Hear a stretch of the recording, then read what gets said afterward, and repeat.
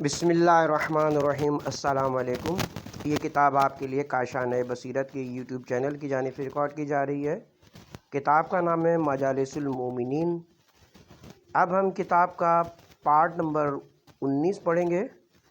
مجلس سوئم اکابر شیعہ از اصحاب اکرام رضوان اللہ علیہ کا بقیہ حصہ، صفحہ نمبر 307۔ سید الشہداء حمزہ بن عبد المطلب رضی اللہ عنہ۔ حضرت امیر حمزہ رضی اللہ عنہ رسول اکرم صلی اللہ علیہ وآلہ وسلم کے چچا تھے اور آپ کے رضائی بھائی بھی تھے۔ انہوں نے اسلام اور رسول اسلام کی نصرت کے لیے تاریخی کردار ادا کیا، اور آپ اتنے بڑے شرف و کرامت کے مالک ہونے کے باوجود حضرت علی علیہ السلام کے شہدائی تھے اور ان کی افضلیت کے متعارف تھے۔ دیوان مرتضوی کی شرح میں مرقوم ہے، حضرت حمزہ اعلان نبوت کے چھٹے برس مسلمان ہوئے، اور ان کے اسلام لانے کا واقعہ یہ ہے کہ حضرت ایک مرتبہ مقام صفا میں بیٹھے تھے کہ ابو جہل خبیث نے بلا وجہ آپ کو اذیت پہنچائی۔ اس وقت حمزہ شکار کے لیے کہیں گئے ہوئے تھے۔ جب واپس آئے تو اپنی عادت کے مطابق کعبے کا طواف کیا، اور طواف سے فارغ ہو کر اپنے گھر کی طرف آ رہے تھے کہ عبداللہ بن جذعان کی کنیز نے انہیں ابو جہل کی زیادتی کی اطلاع دی۔ مذکورہ واقعے کو سن کر آپ برداشت نہ کر سکے اور قریش کی مجلس میں تشریف لائے اور اپنی کمان ابو جہل کے سر پر توڑ دی، اور اپنے مسلمان ہونے کا اعلان کرتے ہوئے یہ اشعار پڑھے: جب اللہ نے میرے دل کو اسلام اور دین حنیف کی ہدایت کی تو میں نے اللہ کی حمد ادا کی۔ میں نے دین کے حاصل ہونے پر اللہ کی حمد کی، جو غالب اور لطیف بندوں کے اعمال سے باخبر خدا کی جانب سے نازل ہوا۔ کامل بہائی میں امام محمد باقر علیہ السلام کا یہ فرمان موجود ہے۔ آپ نے فرمایا کہ امیر المومنین علیہ السلام جب بھی خلافت کو اغیار میں دیکھتے تو کہا کرتے تھے کہ اگر آج حمزہ و جعفر زندہ ہوتے تو یہ لوگ خلافت کا کبھی بھی لالچ نہ کرتے۔ حضرت امیر المومنین علیہ السلام کے مذکورہ جملوں سے پتہ چلتا ہے کہ حضرت حمزہ حضرت علی کی خلافت جب بلا فصل کے ذہنی طور پر قائل تھے۔ آپ نصرت اسلام اور قرآن میں جنگ احد میں شہید ہوئے۔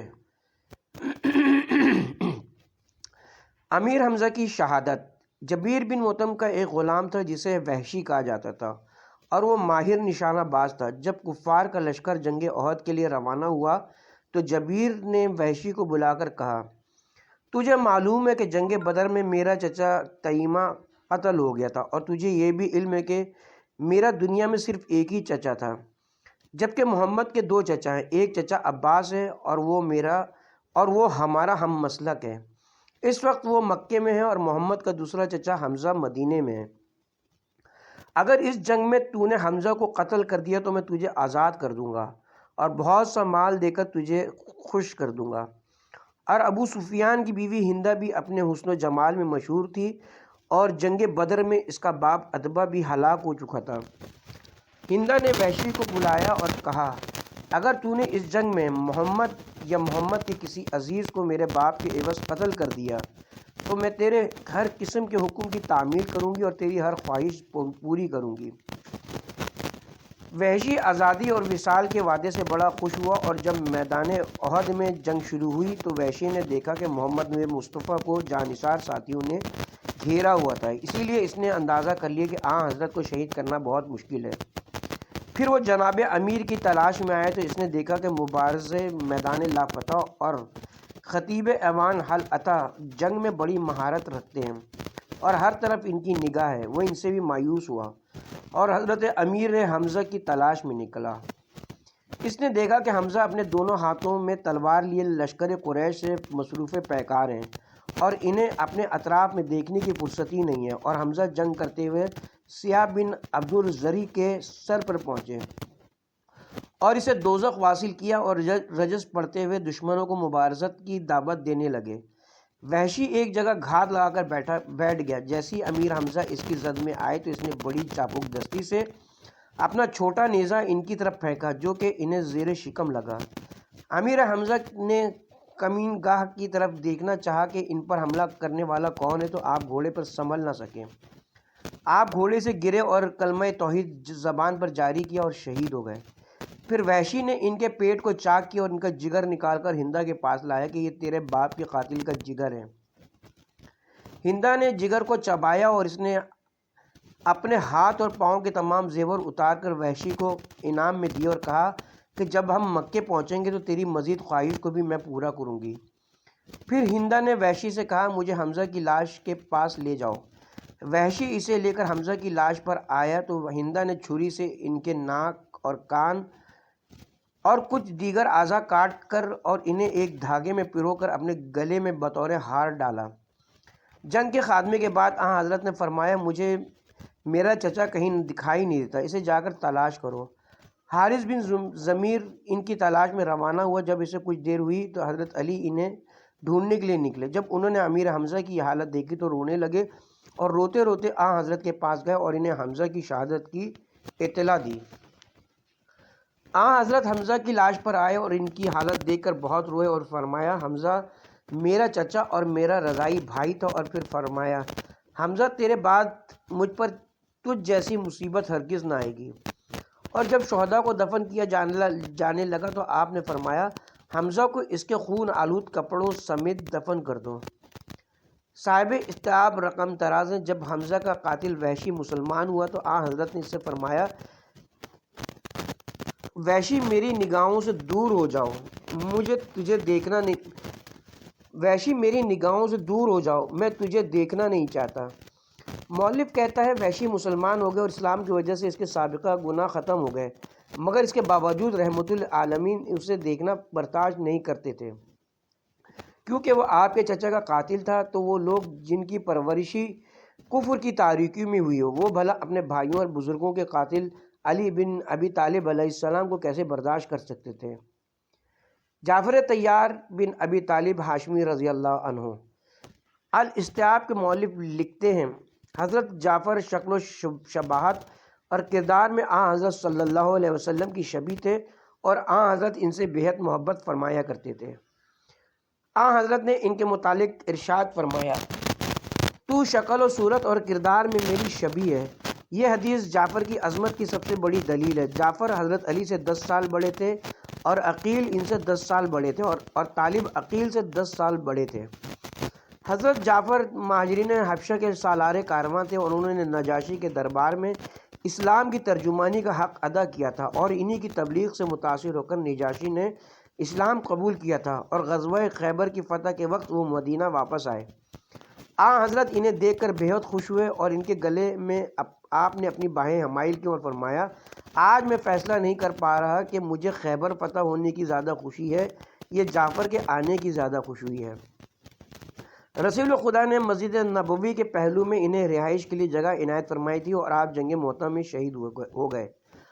روضۃ الشہداء میں مرقوم ہے حضرت ہجرت کے 8ویں سال رسول خدا صلی اللہ علیہ وسلم نے شرحیل غسانی سے جنگ کے لیے ایک لشکر ترتیب دیا، اور جب آپ کا لشکر بلقا کے قریب موتا کے مقام پر پہنچا تو رومی 1,00,000 لشکر لے کر مقابلے میں آئے اور اس کے مقابلے میں مجاہدین اسلام کی تعداد انتہائی کم تھی، مگر جوش ایمان سے معمور سپاہ نے پسپائی کے بجائے جہاد کو ترجیح دی اور جنگ شروع ہوئی تو اسلام کا پرچم حضرت زید بن حارثہ نے اٹھایا، وہ شہید ہو گئے۔ پھر حضرت جعفر نے اسلام کا علم اٹھایا اور بے جگری سے جہاد کیا۔ جہاد کے دوران ان کا ایک بازو شہید ہو گیا تو انہوں نے پرچم کو بائیں ہاتھ میں لے کر جنگ جاری رکھی۔ پھر ان کا بایاں بازو بھی اسلام کی راہ میں کٹ گیا تو انہوں نے علم کو سینے کے ساتھ لگایا۔ پھر ایک رومی نے انہیں گرز مار کر شہید کر دیا۔ احادیث میں مذکور ہے کہ اللہ تعالیٰ نے جنگ مؤتہ کا منظر حضور اکرم کو دکھایا اور زمین کو بلند کر دیا۔ حضرت اپنی آنکھوں سے جنگ کا منظر دیکھتے رہے اور آپ نے منبر پر بیٹھ کر فرمایا زید بن حارثہ شہید ہو گئے۔ پھر فرمایا اس وقت علم اسلام جعفر کے ہاتھ میں ہے اور وہ جنگ کر رہے ہیں۔ کچھ دیر کے بعد آپ نے فرمایا اب ان کا دایاں بازو کٹ گیا اور انہوں نے علم کو بائیں ہاتھ میں لے لیا۔ پھر آپ نے فرمایا اب ان کا بایاں بازو بھی کٹ گیا اور کچھ دیر کے بعد آپ نے فرمایا اب جعفر شہید ہو گئے۔ پھر آپ نے فرمایا اس وقت اسلام کا علم عبداللہ بن رواحہ کے ہاتھ میں ہے اور وہ رومیوں سے جہاد کر رہے ہیں۔ کچھ دیر کے بعد آپ نے فرمایا عبداللہ بن رواحہ بھی شہید ہو گئے۔ حضرت صلی اللہ علیہ وسلم نے جعفر کے متعلق ارشاد فرمایا، میں نے جعفر کو دیکھا کہ اللہ نے دونوں ہاتھوں کے بدلے میں انہیں زمرد کے 2 پر عطا کی ہیں اور وہ جنت میں فرشتوں کے ساتھ پرواز کر رہے ہیں۔ اسی پرواز کی وجہ سے ان کو طیار کا لقب ملا، یعنی پرواز کرنے والا۔ حضرت امیر المومنین علیہ السلام نے فخر کرتے ہوئے ارشاد فرمایا، وہ جعفر جو صبح و شام ملائکہ کے ساتھ پرواز کرتا ہے وہ میرا ماج آیا ہے۔ اور حضرت امام حسین علیہ السلام نے میدان جنگ میں رجز پڑھتے ہوئے فرمایا تھا، فاطمہ زہرا سلام اللہ علیہا میری والدہ ہیں جو کہ احمد مشتبہ کا عطر ہیں، اور جعفر میرا چچا ہے جسے 2 پروں والا کہا جاتا ہے۔ بعض قصص میں مذکور ہے میدان جنگ میں حضرت جعفر کو 50 زخم لگے تھے، اور جب وہ زخموں کی تاب نہ لا کر گرے تو ان کی ہیبت کی وجہ سے کوئی بھی ان کا سر کاٹنے پر تیار نہ ہوتا تھا۔ پھر ظالموں نے ان کے جسم کے ٹکڑے کر کے اسے نیزوں پر بلند کرنا شروع کیا۔ جب حضرت نے اپنی نگاہوں سے اس دردناک منظر کو دیکھا تو آپ نے آسمان کی طرف منہ کر کے کہا، خدایا میرے ابن ام کو رسوا نہ کر۔ اس وقت اللہ تعالیٰ نے انہیں 2 زمرد کے پر عطا کیے اور وہ پرواز کر کے جنت میں چلے گئے۔ عباس بن عبد المطلب رضی اللہ عنہ۔ حضرت عباس رسول اکرم کے چچا تھے اور حضرت کے صحابہ میں انہیں ایک عظیم مقام حاصل تھا، اور حضرت علی کے اصحاب میں بھی انہیں بلند درجہ حاصل تھا۔ حضرت ابو طالب کی وفات کے بعد حجاج کو پانی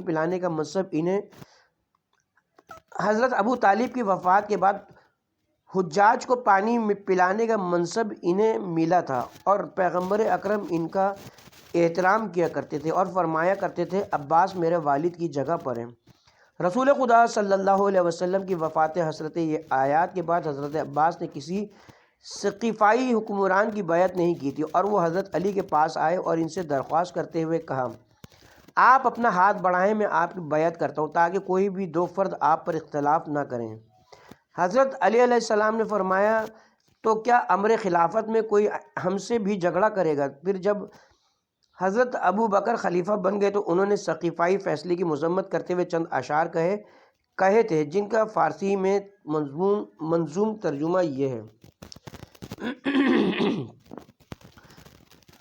آپ فرماتے ہیں، مجھے سمجھ نہیں آتے کہ خلافت کو بنی ہاشم اور بالخصوص ابو الحسن سے کیوں دور رکھا گیا؟ کیا علی سب سے پہلے روبہ قبلہ ہونے والے نہیں تھے؟ اور کیا وہ وحی سنن کے زیادہ جاننے والا نہیں تھا؟ کیا علی عہد نبی کے زیادہ قریب نہ تھے؟ اور کیا حضرت کے غسل و کفن میں جبرائیل ان کے مددگار نہ تھے؟ ان سب اوصاف حمیدہ کا جامع علی کے علاوہ اور کون ہے جس میں علی جیسے اعلیٰ اوصاف اور اخلاق حسنہ موجود ہوں؟ کتاب استیاب کے مؤلف رقم طراز ہیں۔ عباس فتح خیبر سے پہلے مسلمان ہو چکے تھے، لیکن وہ اپنے اسلام کو مخفی رکھتے تھے، اور فتح مکہ کے موقع پر انہوں نے کھل کر اسلام کا اظہار کیا۔ علاوہ ازیں اس نے چند دیگر روایت کی زبانی نقل کرتے ہوئے لکھا، عباس غزوہ بدر سے بھی پہلے مسلمان ہو چکے تھے، اور وہ کفار مکہ کے حالات سے حضرت کو مطلع کیا کرتے تھے، اور انہوں نے اپنے ایک خط کے ذریعے سے حضرت سے مدینہ آنے کی اجازت طلب کی تھی۔ حضرت نے انہیں ایسا کرنے کی اجازت نہ دی اور فرمایا، تمہارا مدینے میں آنے سے مکہ میں رہنا میرے لیے زیادہ مفید ہے۔ اسی لیے حضرت نے جنگ بدر میں اپنے اصحاب سے فرمایا تھا، جنگ میں عباس کو قتل نہ کرنا۔ ہم سمجھتے ہیں کہ مذکورہ روایت صرف عباسی حکمرانوں کی خوشنودی کے لیے گڑھی گئی، اور عباسی حکمرانوں کے خوشامدید ٹولے نے حدیث سازی کرتے ہوئے یہ حدیث بھی گڑھی تھی کہ رسول خدا نے فرمایا، جب خلافت عباس کی اولاد میں منتقل ہو جائے تو قیامت تک اس خاندان سے خلافت کہیں اور منتقل نہ ہوگی۔ جلال الدین سیوطی اور ان جیسے کئی علماء نے اس حدیث کی توثیق کرتے ہوئے لکھا کہ یہ حدیث صحیح ہے، لیکن آج ہم دیکھ رہے ہیں کہ مدت ہوئی بنی عباس کی حکومت ختم ہو گئی اور قضاء و قدر کا فیصلہ ان پر جاری ہو چکا ہے۔ حضرت عباس حضرت صلی اللہ علیہ وسلم سے 2 یا 3 برس بڑے تھے۔ 32 ہجری میں قتل عثمان سے 2 برس قبل انہوں نے وفات پائی اور جنت البقیع میں مدفون ہوئے۔ عبداللہ بن عباس رضی اللہ عنہما۔ حضرت عبداللہ بن عباس پیغمبر اکرم کے مشہور صحابی اور اولاد عباس میں سب سے افضل اور امیر المومنین کے شاگرد خاص تھے۔ عمل تفسیر و فقہ میں اپنی مثال آپ تھے۔ صاحب استیاب لکھتے ہیں کہ ان کی ماورائے فطرت ذہانت رسول خدا صلی اللہ علیہ وسلم کی دعا کی مرہون منت تھی۔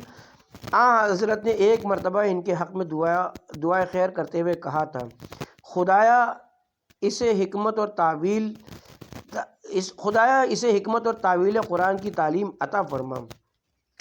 اور اسی دعا کا اثر تھا کہ وہ صبر الامت کے لقب سے مشہور ہوئے۔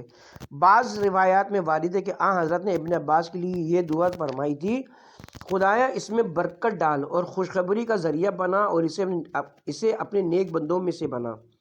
سید المحدثین نے تحفۃ الاحبہ میں لکھا ہے، عبداللہ بن عباس نے جنگ جمل کے موقع پر زبیر بن عوام سے کہا تھا، تجھے یاد ہوگا کہ ایک مرتبہ نبی اکرم صلی اللہ علیہ وسلم ایک سفر سے واپس تشریف لا رہے تھے، تو میں اور میرا بھائی فضل اور تو ان کے استقبال کے لیے شہر کے باہر گئے تھے۔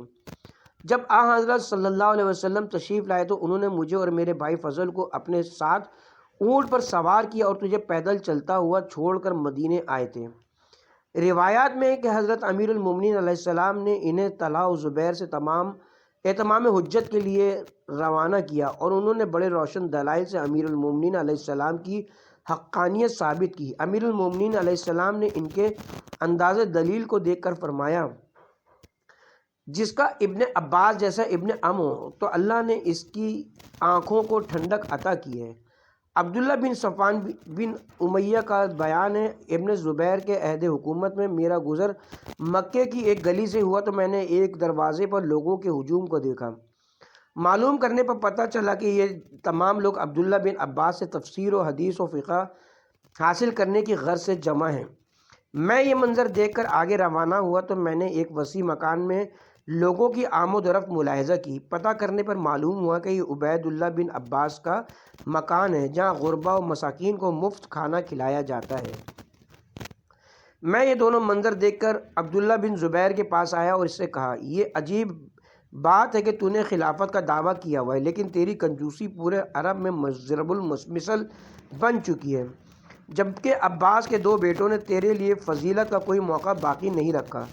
ایک بھائی تفسیر و حدیث و فقہ کا معلم ہے اور ہزاروں طلاب اس سے صبح و شام مستفید ہو رہے ہیں، جبکہ دوسرا بھائی کا دسترخوان ہر غریب و مسافر کے لیے بچھا ہوا ہے۔ یہ سن کر ابن زبیر سخت پریشان ہوا اور اس نے دونوں بھائیوں کو بلا کر خوب سرزنش کی اور کہا کہ آئندہ تمہارے دروازوں پر یہ ازدحام نہیں ہونا چاہیے۔ یہ طرفہ حکم سن کر ابو طفیل عامر بن وائلہ کنانی نے اشعار کہے تھے، جس میں اس نے عباس کے دونوں فرزندوں کی تعریف و توصیف کی اور ابن زبیر کا شکوہ کیا تھا۔ غزالی نے کتاب وسط فقہ میں لکھا ہے، ایک دن ابن عباس نے کہا، جو شخص اول کے مسئلے میں نزاع کرتا ہو میں اس سے مباہلہ کرنے کو تیار ہوں۔ کسی نے کہا، ابن عباس تم اس وقت بڑی شد و مت سے اول کی مخالفت کر رہے ہو، جبکہ دور عمر میں تو تم خاموش تھے، آخر اس کی کیا وجہ ہے؟ ابن عباس نے کہا، وہ ہیبت رکھنے والے شخص تھے، میں نے ان کے ڈر سے اول کی مخالفت نہیں کی تھی۔ شیخ اجل ابو جعفر طوسی نور اللہ نے اپنی امالی میں اپنے اسناد سے یونس بن عبد الوارث کی زبانی ابن عباس کی یہ تقریر رقم فرمائی۔ ابن عباس نے منبر بصرہ پر خطبہ دیتے ہوئے فرمایا، اے اپنے دین میں حیران و پریشان ہونے والی امت، خدا کی قسم اگر تم اسے مقدم رکھتے ہو جسے اللہ نے مقدم رکھا تھا، اور اسے مؤخر رکھتے ہو جسے اللہ نے مؤخر رکھا تھا، اور ولایت و وراثت کو وہاں رکھتے ہو جہاں اللہ نے اسے رکھا تھا، تو اللہ کا کوئی فرض آج ضائع نہ ہوتا اور آج کوئی بھی خدا کا دوست تنگ دست نہ ہوتا۔ اب جو کچھ تم کر چکے ہو اس کا مزہ چکھو، اور ظالم عنقریب جان لیں گے کہ ان کا انجام کیا ہوگا۔ واضح رہے کہ مذکورہ الفاظ کے ذریعے سے ابن عباس نے ثقیفائی حکومت پر تنقید کی، اور اہل خبر یہ جانتے ہیں کہ آل محمد کی تمام تر تکالیف اور مصائب کا سرچشمہ ثقیفہ ہے۔ اسی لیے امام محمد باقر علیہ السلام نے ان کے متعلق فرمایا تھا، روز قیامت تک ہمارے اور ہمارے شیعوں کے خون کے جتنے بھی قطرات گریں گے وہ سب کے سب ان دونوں کی گردن پر ہوں گے۔ مروی ہے جب حضرت زید شہید کو جنگ میں تیر لگا تو انہوں نے بے ساختہ کہا تھا، ان دونوں نے ہمیں اس مقام پر لا کھڑا کیا ہے۔ اگر سقیفہ میں اس ظلم کی پہلی اینٹ نہ رکھی جاتی تو آل محمد پر کبھی بھی ظلم نہ ہوتا۔ اور اس کے مماثل گفتگو صاحب روضۃ الاحباب نے اپنی کتاب میں لکھی۔ جب سقیفہ میں بشر بن سعید انصاری نے حضرت ابو بکر کی بیعت کی تو حباب بن منظر نے اس سے کہا، تو نے اپنے رشتہ دار سعد بن عبادہ کی مخالفت کر کے اچھا نہیں کیا، اور میں جانتا ہوں کہ تو نے یہ سب کچھ ان سے حسد کی وجہ سے کیا ہے۔ بشر بن سعد نے کہا، ایسا ہرگز نہیں ہے، لیکن میں یہ پسند نہیں کرتا کہ مسلمانوں کا حق ضائع ہو جائے۔ اس پر حباب نے اپنی تلوار نیام سے نکالی اور دیگر انصار نے انہیں بڑی مشکل سے ٹھنڈا کیا۔ انہوں نے انصار سے کہا، اب اس تسلی سے کیا فائدہ ہے، کیونکہ میں دیکھ رہا ہوں کہ تمہارے ہاتھ سے اقتدار نکل چکا ہے اور تمہارے غیر اس پر قابض ہو چکے ہیں، اور میں یہ دیکھ رہا ہوں کہ تمہاری اولاد ان کے دروازوں پہ کھڑی ہوئی ہے اور ان سے پانی کا گھونٹ طلب کر رہی ہے، اور وہ انہیں پانی دینے پر بھی راضی نہیں ہے۔ حضرت ابو بکر نے کہا، حباب میری اور تیری زندگی میں ایسا ہرگز نہ ہوگا۔ حباب نے کہا، میں یہ بات اس وقت تسلیم کر لیتا ہوں، لیکن مستقبل میں ایسا ہی ہوگا۔ تاریخ کے اوراق میں ایسے بہت سے واقعات موجود ہیں جن سے ثابت ہوتا ہے کہ دوسروں کے لیے کنواں کھودنے والا خود بھی اس میں گرتا ہے، اور اس کی مثال درج ذیل واقعے سے ملتی ہے۔ عباسی خلیفہ ناصر سلطان محمد خوارزم شاہ پر ناراض تھا، اور اس نے اس کو سزا دینے کے لیے چنگیز خان کی حوصلہ افزائی کی کہ وہ سلطان محمد پر یلغار کرے۔ ایک دانا وزیر نے اسے ایسا کرنے سے منع کیا اور کہا، آپ اس دروازے کو مت کھولیں، اگر آج تاتاری خوارزم پر قابض ہو گئے تو پھر بغداد بھی ان سے دور نہیں ہوگا۔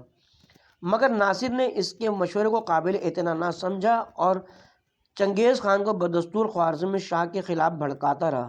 نتیجہ یہ نکلا کہ چنگیز خان نے خوارزم پر قبضہ کر لیا۔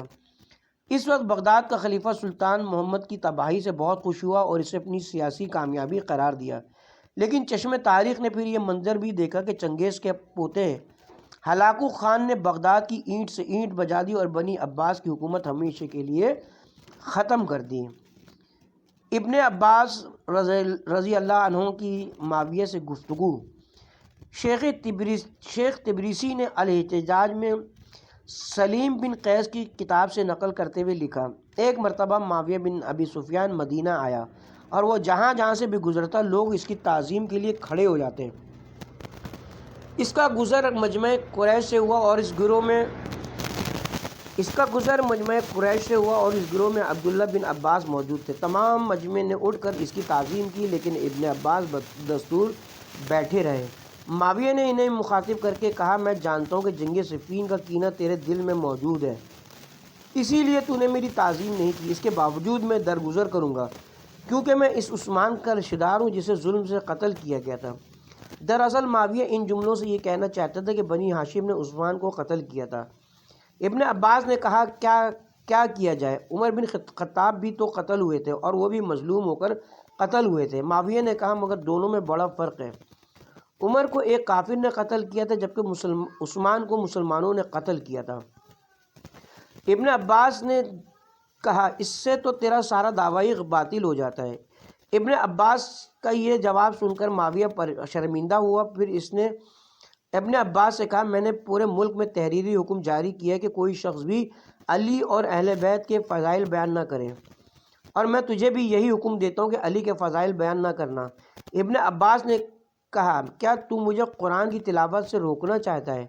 معاویہ نے کہا، جی ہاں، میں ایسے ہی کرنا چاہتا ہوں۔ ابن عباس نے کہا، پھر اس کا مقصد تو یہ ہوا کہ ہم قرآن پڑھیں اور مفہوم قرآن کو سمجھنا ہی چھوڑ دیں اور اس پر عمل بھی نہ کریں۔ معاویہ نے کہا، تم مفہوم قرآن کے لیے ایسے افراد سے سوال کرو جو تیری اور تیرے اہل بیت کی بیان کردہ تفسیر و تعویل کی مخالفت کرتے ہوں۔ ابن عباس نے کہا، مگر اللہ نے تو قرآن مجید کو اہل بیت کے گھر میں نازل کیا اور میں تفسیر کے لیے اہل بیت کو چھوڑ کر آل ابی سفیان کی طرف رجوع کروں۔ پھر معاویہ نے کہا، ابن عباس اپنی زبان پر قابو رکھو، اگر اور اگر تو نے ایسا کرنا ہی ہے تو اتنی خاموشی سے کرو کہ کوئی دوسرا تجھ سے سننے نہ پائے۔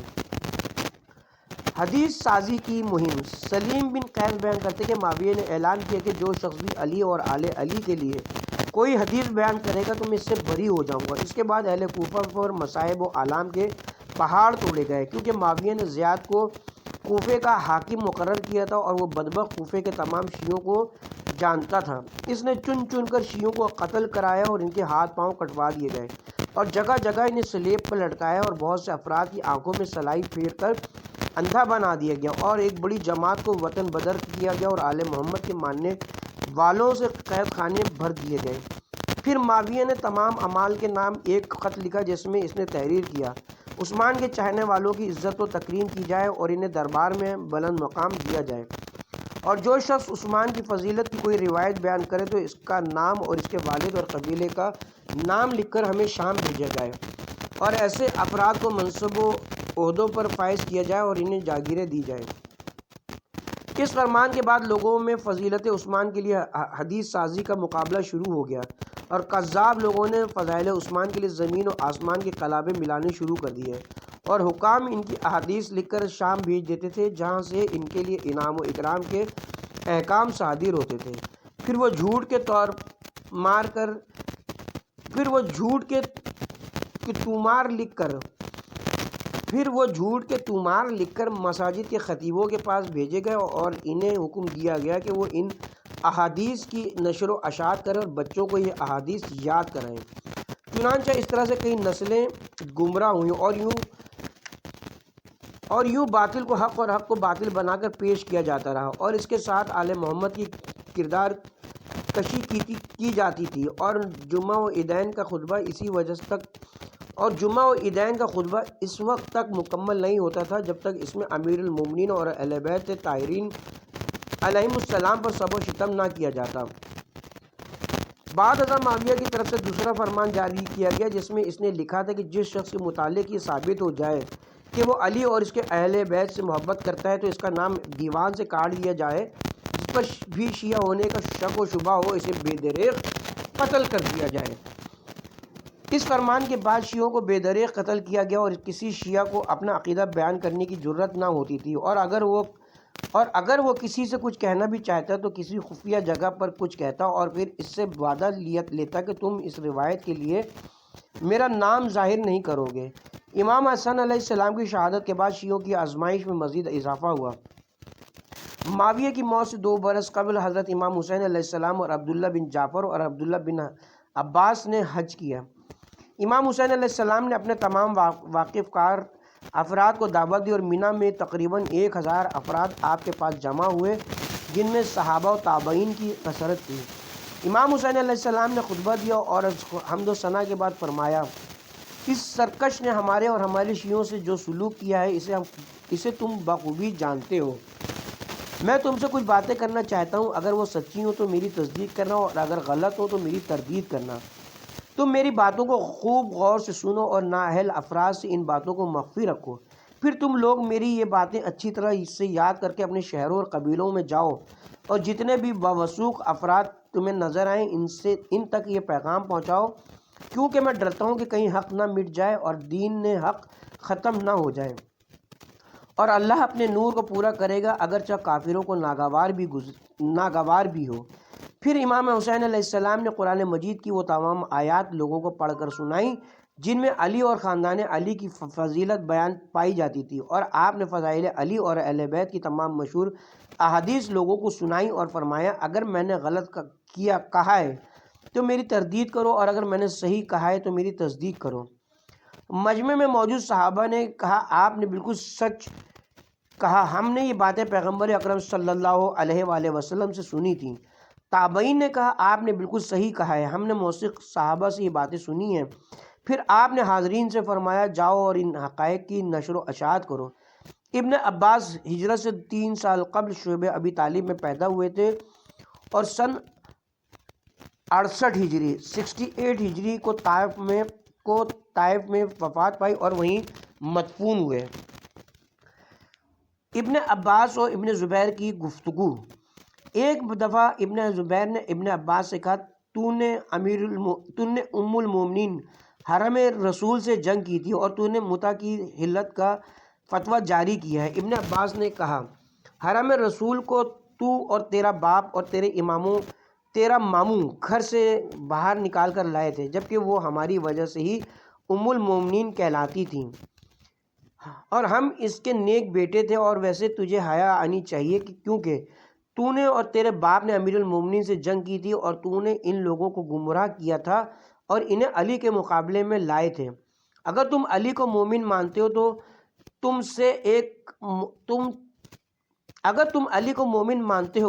تم نے ایک مومن کے خلاف تلوار اٹھا کر اپنے لیے دوزخ خریدی ہے، اور اگر خدا نخواستہ تم علی کو کافر سمجھتے ہو تو ایک کافر کے سامنے تم نے پشت دکھا کر اللہ کے غضب کو دعوت دی ہے، اور یوں تمہارا ٹھکانہ جہنم ہے جہاں تم ہمیشہ رہو گے۔ متع کو میں نے حلال نہیں کیا تھا، بلکہ متع کو پیغمبر اکرم صلی اللہ علیہ وسلم نے حلال قرار دیا تھا، اسی لیے میں نے اس کے جواز کا فتویٰ دیا ہے۔ امام حسن مجتبیٰ کی شہادت کے بعد حضرت امام حسین علیہ السلام نے اپنے بھائی کی میت کو دفن کرنے کے لیے روضہ رسول کی طرف روانہ ہوئے تو بی بی عائشہ خچر پر سوار ہو کر آئیں اور دفن کرنے سے منع کیا۔ ابن عباس یہ سب کچھ برداشت نہ کر سکے اور بی بی عائشہ سے کہا تو اونٹ پر بیٹھی اور خچر پر سوار ہوئی، اور اگر تو زندہ رہی تو ہاتھی پر بھی بیٹھے گی، جبکہ تیرا حصہ 8ویں میں سے 9 ہے، یعنی تیری میراث 1/72 ہے، اور سب چیزوں کی تو مالک بن بیٹھی ہے۔ علامہ ہلی نے خلاصۃ الاقوال فی معرفت الرجال میں لکھا عبداللہ بن عباس حضرت امیر المومنین کے محب اور آپ کے شاگرد تھے، اور امیر